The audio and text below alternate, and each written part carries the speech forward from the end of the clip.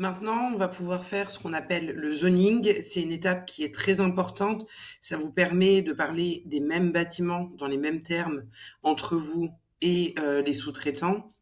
Vous allez pouvoir retrouver dans la barre à gauche, en dessous d'informations, paramétrage du chantier, zoning.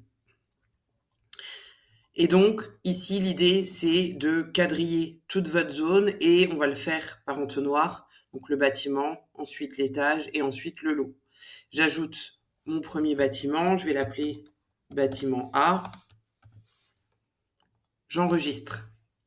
Une fois que j'ai fait le bâtiment, je peux aller sur la petite flèche à côté du nom et vous voyez, ça va décliner une autre option qui est ajouter un étage. Alors, on commence du bas vers le haut. Je peux commencer par exemple par un sous-sol. Ensuite, je peux y ajouter un rez-de-chaussée.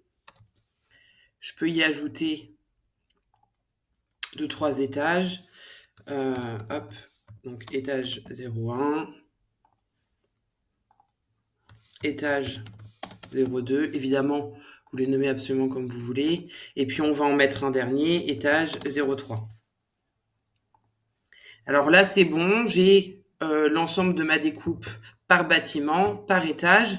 Et ensuite, ce que je peux faire, c'est que je vais me rendre par exemple sur l'étage numéro 3 qu'on a rempli ensemble et je vais cliquer sur configurer les zones. Alors, qu'est-ce que c'est les zones? Les zones, ça peut être par exemple les appartements. Donc là, je vais mettre appartement 1. Ensuite, je vais pouvoir ajouter une nouvelle zone et mettre appartement 2.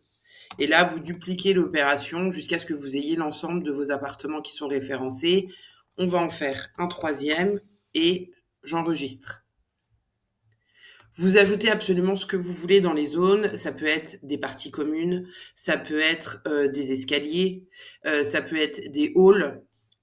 Pensez bien à compléter absolument toute cette étape, puisque ça va nous servir ensuite pour utiliser d'autres options, notamment le planning.